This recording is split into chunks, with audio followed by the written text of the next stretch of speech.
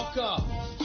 Edition of the Stephen A. Smith Show is being brought to you as I always am, over the airwaves of ESPN Radio and ESPN News, 250 plus markets across the United States of America, plus ESPN Radio on Sirius XM Channel 80, plus ESPN Radio simulcast over the live national television airwaves of ESPN News. Number to call up as always is 888-SAY-ESPN. It's 888-729-3776. The Stephen A. Smith Show is being brought to you by Credit Karma. Get your truly free credit scores and free credit monitoring from Credit Karma today.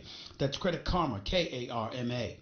Get knowing. Time for Straight Talk, brought to you by Straight Talk Wireless. Best phones, best networks, no contracts. Lots of stuff going on in the world of sports today. Going to get into a little football a little bit later on. Antonio Brown talking about Juju Smith-Schusters and others within the NFL community responding to just that. Obviously, some stuff going on in the NBA, the battle for seedings. I don't know if there's ever been a time in recent NBA history where actual seedings played such an important and pivotal role to the outlook of some playoff series going on. There's no question about that. That's something to get into. The Golden State Warriors, the two-time reigning defending champions, played their last regular season game at the Oracle last night, blowing out the Los Angeles Clippers.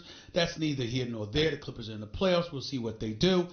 Things can get interesting there. We'll talk about that. Obviously, LeBron James has some things to say over the weekend about where he stood, what he's going to be all about, and we'll talk about that as we move forward. Plus, I'm hearing some news percolating in the NBA community, what's going on with Kyrie Irving, New York, LA, etc., etc. So stay tuned for that bit of noise. And plus, I want to talk a little bit about a column that was written in the New York Daily News yesterday, Sunday's paper, by the great sports columnist, baseball columnist to be exact, the one and only Bill Madden. It just doesn't get much better, ladies and gentlemen. It doesn't get much better. I've been reading him since I was a kid, and the guy is absolutely phenomenal, and wrote another exceptional column yesterday about the state of Major League Baseball as it pertains to some of these contracts, particularly with Xander Bogaerts signing a 6-year, $120 million deal. How it's going to be easier for the Yankees to re-up Didi Gregorius in the event that it comes to that. Aaron Judge in the event that this comes to that. Dallas Keuchel and others that are still without contracts, not playing for anybody, which is a shocker. That's something we'll get into as the show progresses today. But the first order of business is to get into what's scheduled to take place tonight in Minneapolis, Minnesota at US Bank Stadium. It will be Texas Tech winners, 61-51 winners over Michigan State in the national semifinal. Congratulations to Tom Izzo and the Michigan State Spartans, by the way, for balling the way that they did prior to this point. They just ran into a team that has a defense that's capable of putting forth a defensive performance the likes of which I have not seen. I'm not going to lie to you. This team, I mean, you could go back to 40 Minutes of Hell. You could go back to the Running Rebels when they wanted to amp it up on you. Duke, when they wanted to amp it up on you. You could go back to Nolan Richardson's 40 Minutes of Hell. Like I said, you could go to Hoya Paranoia, the days when Gene Smith was spearheading John Thompson's defense, and he had Patrick Ewing in the background, Reggie Williams, Michael Jackson, Michael Graham and the crew. I mean, but I look at this Texas Tech defense, and I just got to tell you, it's something special. I mean, Cassius Winston is undersized. I understand that. Shot 4-16 from the field, played 40 minutes, only had one turnover in the Elite Eight, had four turnovers in the 40 minutes he played Saturday night. Couldn't really do much of anything. Freshman Aaron Henry, famous for Izzo yelling at him during the NCAA tournament. That's come and gone. McQuaid playing just scoring just 12 points in 37 minutes of action. They were the only guys that scored double figures for Michigan State. Only 4 players scored. Or actually 5 players scored for Michigan State. Xavier Tillman had 7. Nick Ward had 5. But when you look at Texas Tech, and I know they're going up against a Virginia squad that some believe were lucky. But when you look at Texas Tech, I will tell you this. I'm not counting on Jared Culver having a game like he had in the national semifinal Saturday night. Shot 3 of 12 from the field, scored just 10 points, played 33 minutes. I expect a better game from him. This is a guy that we were talking about projecting him as a potential top 5 pick overall in the upcoming NBA draft. That's what we were talking about when it came to this guy. Okay, so don't have me sit here and believe that he's going to have back-to-back games where he's impotent offensively and virtually non-existent for the first 35 minutes of the game. I don't believe it. I believe that Jarrett Culver is going to show up tonight and he is going to ball out. I think Mooney will join him. He will make some shots. I think Texas Tech, again, might win. Now, please don't take my word for it. I mean, my pool is awful now. Up till the Sweet 16, I was in the top 1 percentile. And then the Sweet 16 came and went, and I fell off the map. All true. And I think you look at Virginia, I'm not going to lie to you. It was a strictly emotional decision as to why I haven't picked Virginia at all. And the reason why I haven't picked Virginia at all, because I didn't want to see them. A matter of fact, this matchup tonight, I don't think will be good ratings-wise. Let me be very clear about that. I don't think too many people are going to clamor to watch this game. You will miss Zion Williamson. You will miss Zion Williamson. That is somebody that you absolutely positively was rooting for to play until the last possible minute. I had Carolina beating Duke for the national title personally, but I'm here to tell you something. I wanted Zion Williamson playing every minute of this NCAA tournament until the NCAA tournament came to an end. Because, ladies and gentlemen, he is box office. He is box office. He's a human highlight reel. True. But it ain't just for his dunks. He could steal a ball. He could make a regular power post move, drop step, go into the paint, lay it in. Everything you see this guy do, you're magnetized by or towards. This dude is that special. And God help anybody if he learns how to use his right hand. Because let me tell you something. He's not as ambidextrous as he could be as of yet. And R.J. Barrett, that advice goes to you too. My God, you need to learn how to use your right hand.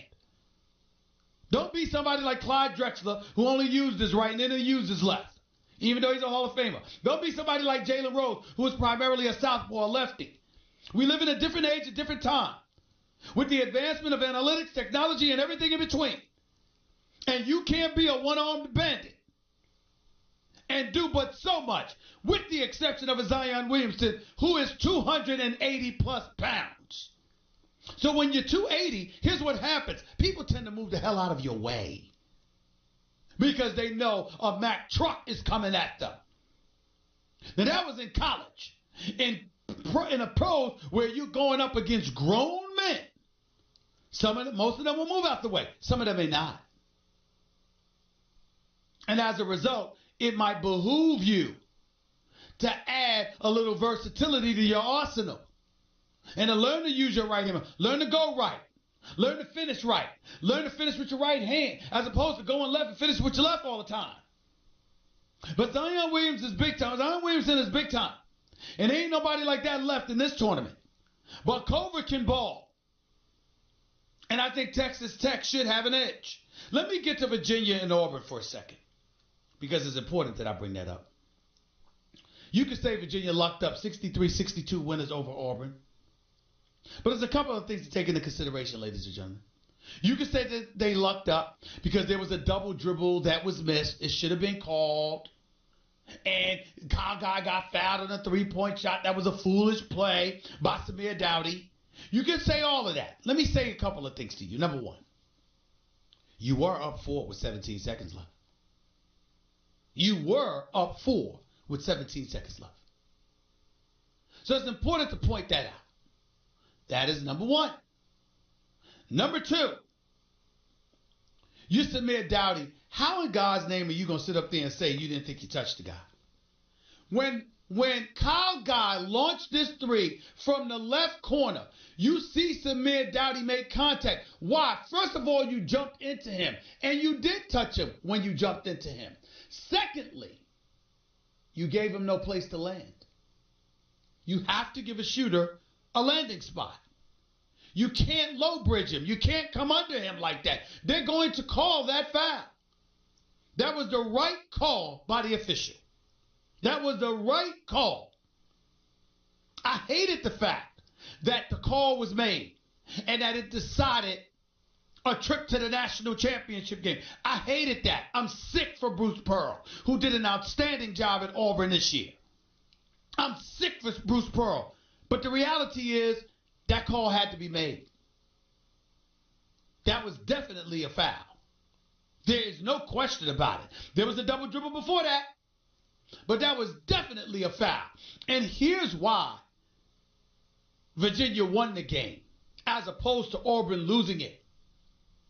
Ladies and gentlemen, with 0.6 seconds left, Kyle Guy, 15 points, 5 of 11 shooting, hit all 3 of his free throws for the game. He goes to the line. Those are the only 3 free throws he took. He goes to the line with less than 1 second left in regulation, down 2.